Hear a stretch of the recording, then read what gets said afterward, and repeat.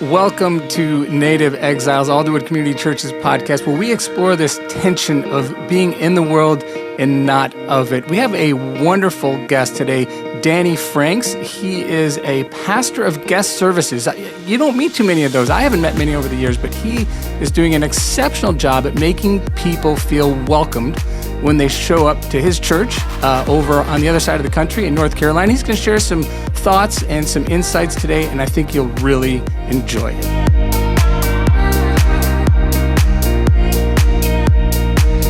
I am here with Danny Franks. Danny has kindly agreed to be with us this morning. And Danny, you are the pastor of guest services at Summit Church in Durham, South Carolina, correct? Close. Durham, North Carolina. North Carolina. That's right. Yeah, yes. That's right.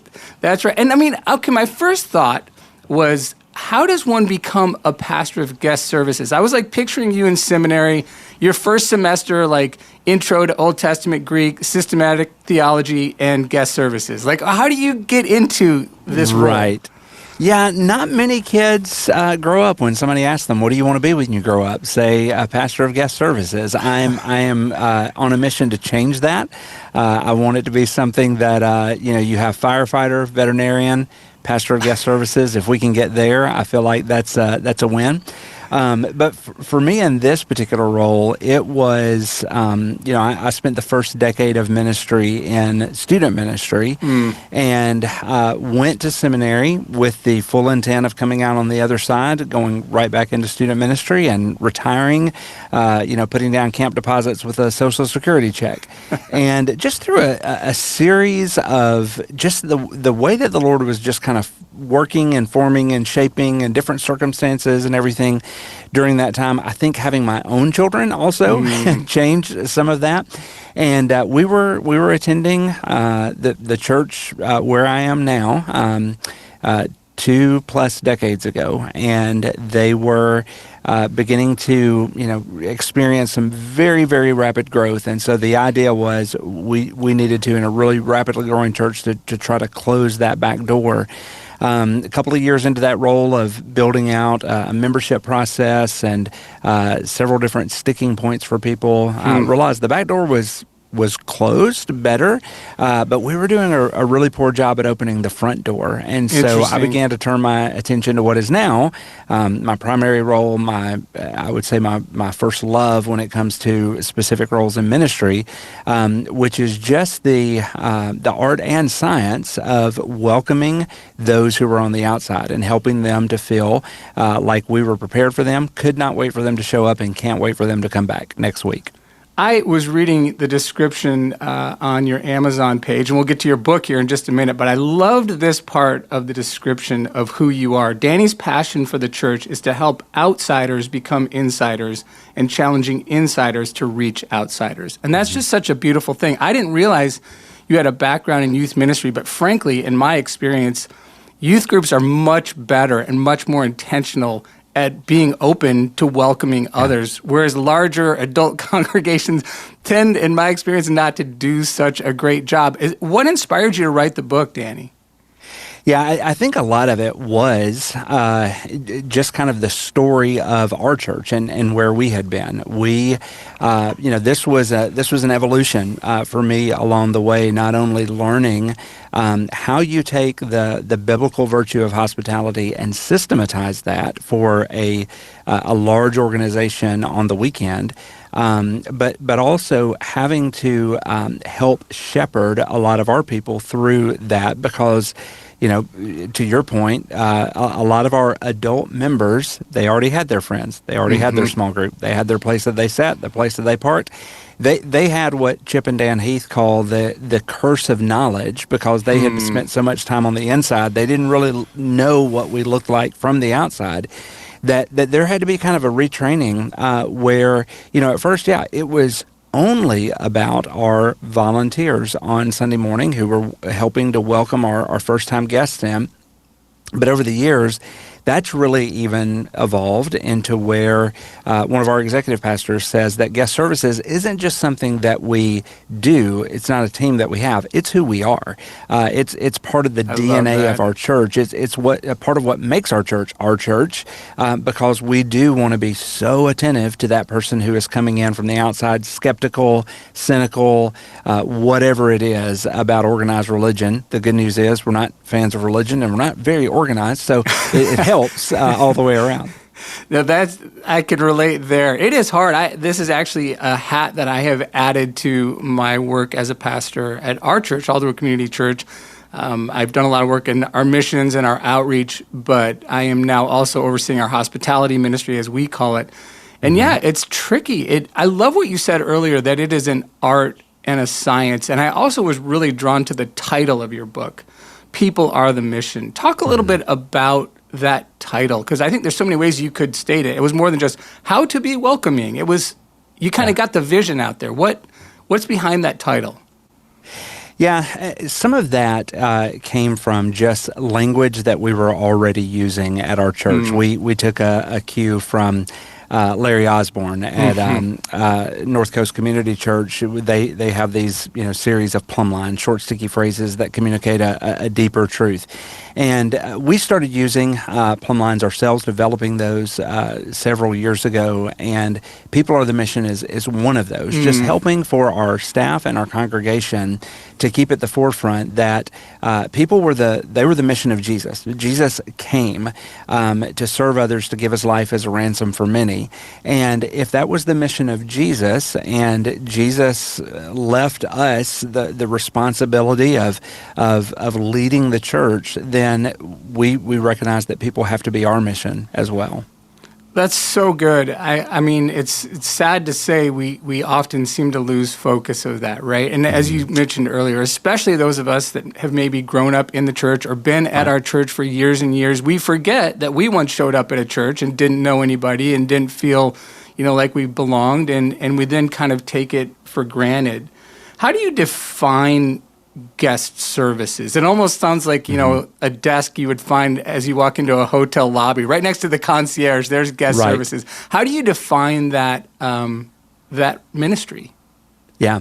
Well, the illustration that you just used, having that desk or that concierge service inside of a hotel lobby, that in some ways is a lot of that is initiated by the guest themselves. Yes, the hotel's gone through the trouble of putting a desk out there, but we realized we wanted to be far more proactive in the way that we were reaching our guests, that we were providing those what we call on-ramps for a guest to make themselves known when they're ready to be known.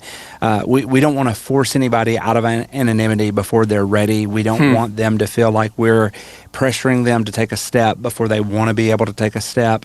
But at the same time, when the moment that they're ready to take that step, we want to be there ready for them. We want to have already demonstrated for them what is there for them. So the specific way we would define guest services in our context, we say that it's everything from the street to the seat, from the parking lot to the pew. If it's not on stage or not directly related to an age, so preschool, kids ministry, student ministry, it's probably guest services if that thing happens on the weekend.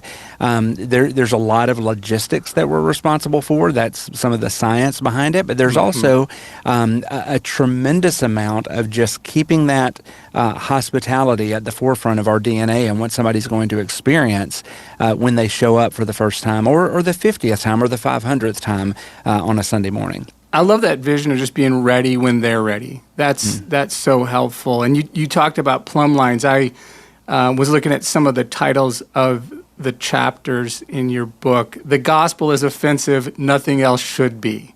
The sermon starts in the parking lot. I mean, those are just so helpful. I had the privilege, Danny, I think it was 2019, I went out to Summit Church with some folks from our staff. It was a missions and outreach conference. It was so good, and we were around on Sunday. So in that, beautiful North Carolina weather, we came to service, got to hear J.D. Greer, who was fantastic. And I was so wowed and impressed by the way we were welcomed. It didn't feel pretentious, but it did feel organized. It felt very genuine. And, I mean, to me, it was really, really impressive. So I think you're doing a great job. Well, Talk a thank you little for bit that. about where do you think churches tend to go wrong in this area? What are some of the common mistakes maybe that churches make as they approach their efforts to be welcoming? Yeah, I think there's a few things that I tend to see when it comes to churches who just, by their own admission, don't always get this right. One is a lot of churches are looking at, and I say churches, a lot of people inside of churches look at this idea of an organized guest services team as a necessary evil, right? It's something that we need to do. We need to make sure that people know where to walk in and sit. And nobody would ever say, nobody in their right mind would ever say, we don't want to do whatever it takes to reach all people. Of course. But sometimes in our attitudes or our assumptions, or just in our own laziness of not thinking about what the outsider is experiencing, that's basically what we're saying is that, we got in, you've got to figure it out on your own, right? We know where we're supposed to go and what we're supposed to do, but that's kind of on you to do that heavy lifting. I think there's another side of this where there are churches that kind of subscribe to a shock and awe mentality. They have a fleet of parking shuttles that rival Disneyland's. They have, build your own omelet stations in the lobby, whatever it is. Swirly slides down to the kids' check-in area. All those things are great. I mean, hey, sign me up for an omelet bar in the lobby. For sure. But I think a lot of times we are building out all of these bells and whistles that ultimately can turn into smoke and mirrors for a lot of our guests and a lot of our attendees if we're not building that onto something deeper. And so my philosophy of guest services has just been that we want to make sure that guest services is not a cul-de-sac, but it is a conduit. It is not an end to itself. It's not something that we are saying, hey, look how welcomed you felt. Now come back next week and bring your friends so that they can feel welcomed. We've got to make sure that it is serving as a signpost to the gospel. Because if it doesn't do that, if it's not pointing people to something deeper, more eternal, and not just this kind of temporary, I felt good this week, but now you've got to go above and beyond next week to make me feel better. We've got to be able to point them to something that is going to be lasting and not just our really fancy parking plan and unlimited mini marshmallows at the coffee bar. Yeah, actually, that latter one is the one that really resonates with me. I mean, I think that sometimes it does. I love the cul-de-sac conduit statement there. It feels like, look at us, look how impressive we are. And it feels like, to my point earlier about, the hotel lobby, like it's only about putting on an impressive guest experience, which is exactly what happens when you go to Disneyland or the Hyatt or 100 other. And not that there's anything wrong with that, but I think we all know there's more to church than just impressing people. How do we avoid becoming just excellent at customer service and focused in a way that really does lead people to the gospel? Yeah, I think part of it is just remembering that our ultimate goal is the gospel. We say here a lot in training our volunteers that another one of those plumb lines, that the why is more important than the what. Yes, we want you to know what you're supposed to do. If you're serving on the seating team, we want you to know the order of service, the best time to, how to get people to scoot in, how to sit them, from front and center to back and sides. All of those things are important. But if you're only focused on the what that eventually turns into is kind of either a militaristic operation where you have to follow policy and procedure and you get to kind of hide behind those things, or it turns into just kind of a lazy, I'm sort of checked out as I'm doing my job and just kind of hoping for the same outcome this week as I got last week because I'm just doing A plus B equals C. Right. But when we focus on the why, and when our why is the gospel to help people who are far from Jesus draw closer to him, then that really helps us determine our what about 95% of the time. You give me a half dozen volunteers who know their why, who have it imprinted on their heart and soul. They are going to figure out the what in just about every situation. And there's no policy manual that you can write that will overcome their ability to discover that what when they already know their why. But it's all got to be built on the gospel. It's got to have that as its foundation. It's got to have it as the beginning and the end of this process if we're going to see, and for those who are listening, see my air quotes, success when it comes to this ministry of hospitality. And even that approach reflects the gospel, right? The art precedes the science. The heart precedes the action and the outcome. I really appreciate that. I want to dig deeper into that gospel piece in here in a minute, but just maybe before we close our first segment, can you share a story of a guest experience, either a really good one or a really bad one, that kind of sticks with you, that illustrates some of these points? Yeah, this is one that is similar to a story that I told in the book, but it is a completely different, even though some of the circumstances are the same, it is a completely different story, and one that I have heard since the book came out. One of our executive pastors was telling me the story. He's a phenomenal personal evangelist. His wife's sister was an unbeliever who he had taken to be his own personal project. And he was just determined that through his evangelism skills and his apologetic skills, he was going to knock every prop out from underneath her. And he tried his best for about 2 years.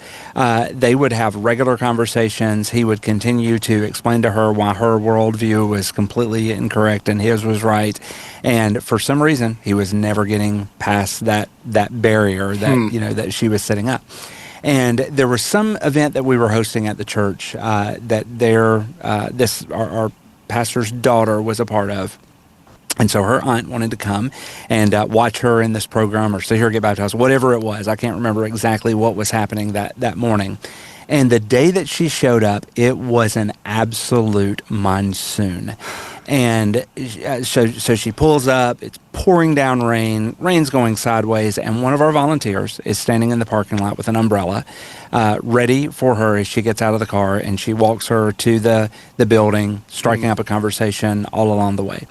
And our pastor's sister-in-law, he said, for the next few months, the only thing that they ever talked about, or everything that they talked about, always came back around to the question of, why did that person who did not know me and did not owe me anything, why were they standing out there themselves getting soaking wet to hold an umbrella over my head? And it was that encounter, 2 years of evangelistic and apologetic conversations versus a 3-minute walk in the rain by a volunteer holding an umbrella. That was the event that began to crumble the facade of this sister-in-law, and she eventually gave her faith to Christ. Now, did that umbrella in a parking lot save her soul? Absolutely not. But it was that act of hospitality that caught her attention and caused her to start asking questions that nobody else was answering, and her brother-in-law, one of our pastors, was not answering. He was trying to answer it the right way, the doctrinal way, the spiritual way, but it was a very, very practical way that the Lord used to begin to get her attention and have her to start asking questions of why would faith drive somebody to do something like that. That's actually a really beautiful story, Danny. It illustrates this principle so well. I think we've got the title for your next book, Umbrella Evangelism. Yes. I think it's coming out soon. That'll work. And by the way, I know of at least two stories where somebody's journey to faith started with an umbrella in a rainy church parking lot. And so we'll start collecting those and make it the jumping off point. I love it. So we clearly have a connection to the gospel here. I so love that story. Let's take a break and come back and put that together a little bit more.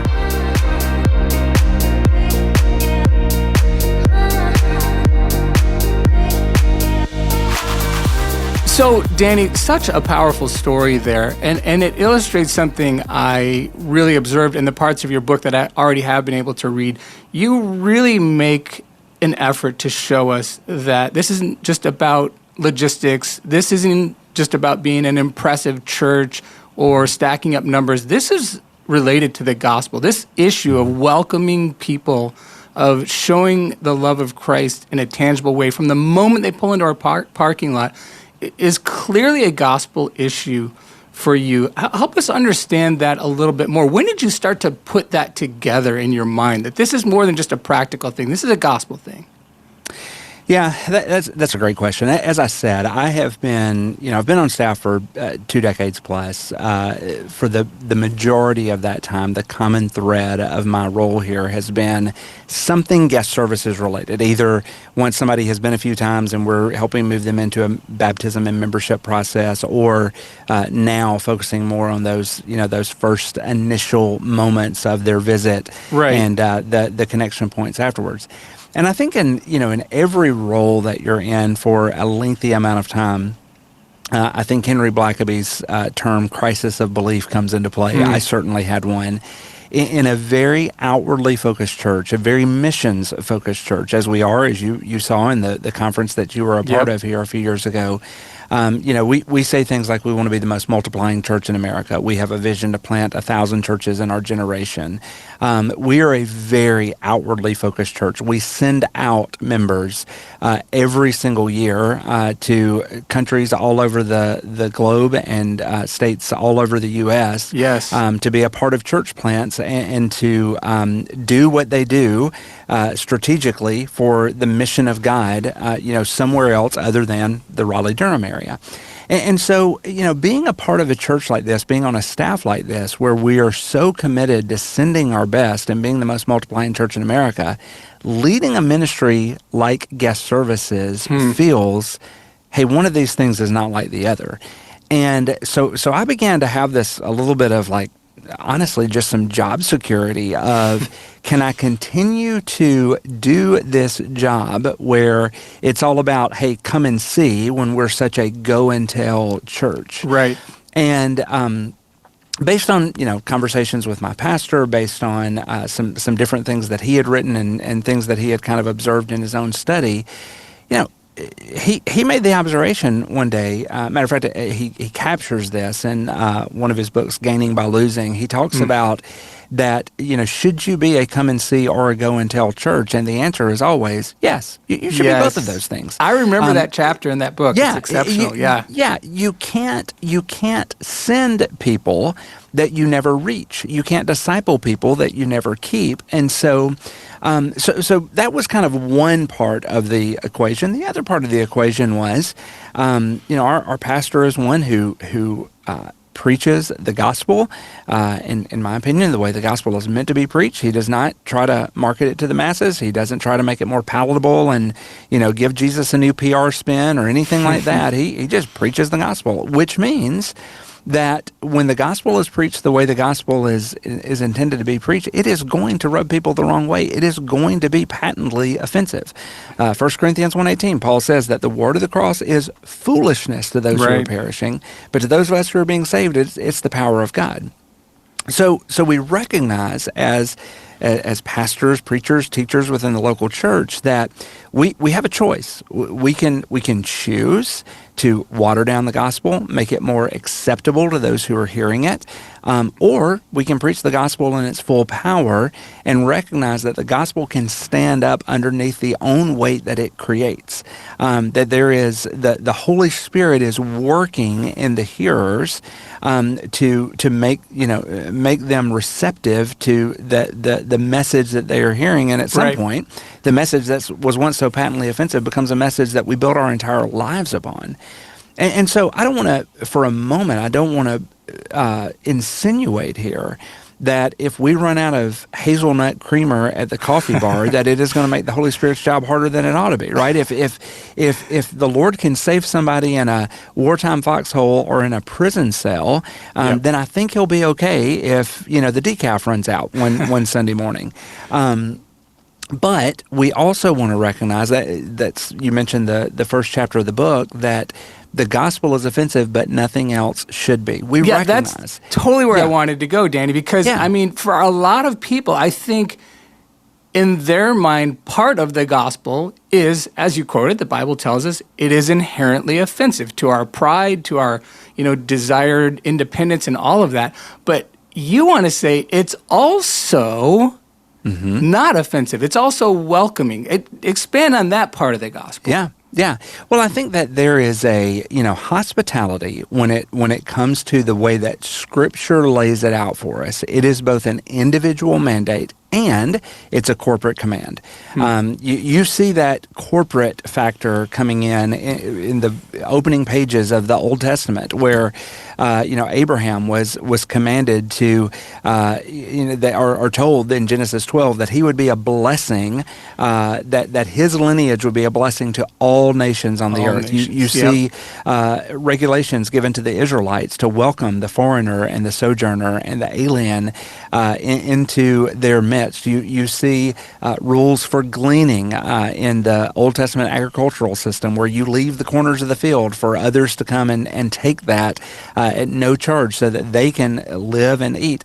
On into the New Testament, you see dozens of one another commands, how we're to care for one another, love one another, serve one another, outdo one another in showing honor. And so we recognize that there's an individual component to it. Certainly there is. But there's also something that corporately we want to make sure that those individual opportunities don't fall through the cracks because everybody in the congregation believes that hospitality is somebody else's job. And so that's why, when we say the gospel is offensive but nothing else should be, we're just trying to systematize a process that should be something that our mamas taught us all along the way, but we are just making sure that on a larger scale that everybody has a role to play in the opportunity to welcome people into our congregation on a weekend.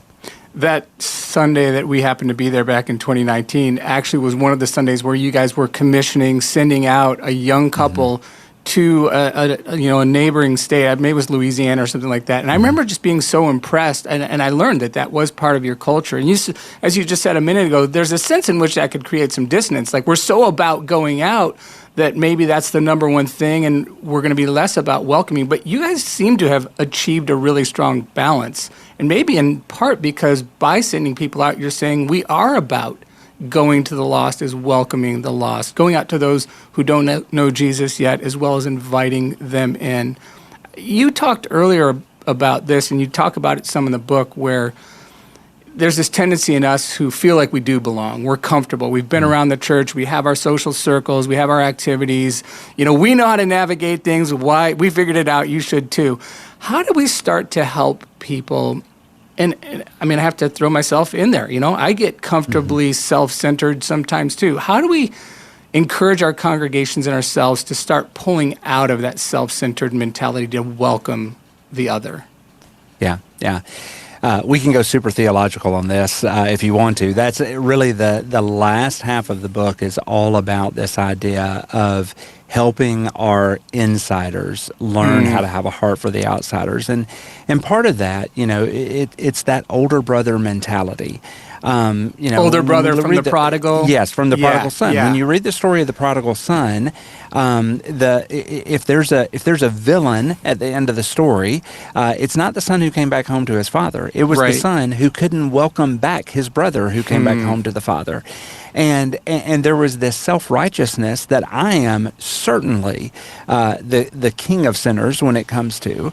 There's a self-righteousness that I think all of our congregants have from one time or another, that if I welcome in this person, what's that going to do to my friend group? What's that going to do to my place in the food chain? What's that going to do to my comfort level on a Sunday morning? My parking spot. My parking spot, my seat in the auditorium. I mean, how many of us have heard the horror stories of a first-time guest sitting down and then somebody clearing their throat over their shoulder to say, "I've been sitting there since Lincoln was a boy." Yes. Yeah. And so part of it is, I don't think, I firmly believe that the vast majority of Christians who dwell in a pew on a Sunday morning, they are not as much unkind as they are unaware. They would never be just, some would, we know some, but some would be flat out rude, but the vast majority would never be intentionally rude to somebody who is new. They're just not being proactive in the way that they're reaching out and making sure that there is space for them at the table. And so that's how I think that we have got to begin to think a little bit outside of our own little fiefdoms that we've created, and make sure that we always have room for that person that we don't know just yet. How much do you think that is on us as church leaders? And maybe on the back end of that question, what do you want church leaders to know when they think about first-time guests? Yeah. Well, I think going back to something earlier, we've got to realize that it really is all of our jobs. Like, guest services is not something that can be limited to a team if it is going to be a part of our DNA. Our kids team has to understand it. Our student team has to embrace it. Our worship team has to model it. The guy who does the announcements on the weekend has to speak to those guests as if they're there, not calling them out and shining a spotlight on them, but just addressing those who are in the room. We've got to explain things as we go along, and lower all those barriers for people. And so I think for leaders, we've got to make sure that this is a part of what we're doing in all of our ministries, and not just handing it off to the guys in the dorky orange vests out in the parking lot. No, that's a good word. We're just about to get rid of our dorky orange vests, so thank you for affirming that choice. I really, Danny, appreciate your ability to put this so clearly, and I'm looking forward to reading the rest of the book. I've already been super encouraged by what I've read. Maybe just in closing, what year did you write the book? Let's see. I believe it was 2018, I think, when that came out. So it's a few years old. Probably due for that umbrella evangelism follow-up. So there you go, part 2. You've no doubt had plenty of response. You've probably been to conferences, been asked lots of questions. What has surprised you maybe the most about the way people have responded to this book? Has it been overwhelmingly negative, overwhelmingly positive, some of both? What's surprised you? Yeah, thankfully it's been overwhelmingly positive. I don't think I have the self-esteem that I could handle otherwise. I can relate, yeah. Yeah, but I think what I always go back to a conversation that I had with a friend of mine who's a pastor, been in ministry for about 30 years, about the same as I have been. And I remember him saying one time, hey, I recognize, because I think I had told him, I feel like I got the same horse and pony show every single weekend. We're kind of running the same play. I'm talking about the same things, blah, blah, blah. And he said, I want to challenge you. Don't ever get tired of talking about the importance of hospitality in the local church. He said, because while you see the way that your team is doing it every single week, and it's working fine, there are so many churches that this is just not on their radar. They assume that their guests feel welcome, they know how to navigate the website, they know the door to go into, and all of that. But he said, as I'm looking around at the landscape of American churches, there are so many that, again, it's not that they're unkind, it's just that they're unaware. And so that, I think that has been a surprise to me. The number of churches and pastors and leaders that I've had the opportunity to speak to, that it's like this is just something that they're beginning to wake up to, that is an opportunity that's untapped in front of them. And if I've got anything that I want to be able to contribute to the local church, it is I want to be able to help leaders gain a passion and a desire and a game plan for this going forward. So appreciate your work in that, Danny. It's so easy to overlook. It's so easy to make it a secondary or tertiary thing. In closing, I was thinking about a scripture this morning that just fits so well into all this. It's Paul's words as he's wrapping up the book of Romans, and he says, with one mind and one voice, glorify the God and Father of our Lord Jesus Christ, accept one another as Christ accepted you. And man, if we've been welcomed, if we've been brought into the family by Jesus in his kindness and gentleness and openness, we should, of course, do the same for others. Thanks so much for sharing this time with us, Danny, and just the things the Lord has showed you in this area. Yeah, Steve, thank you so much. It's been a pleasure to be with you. Bless you in your ministry. Thank you, sir. You as well.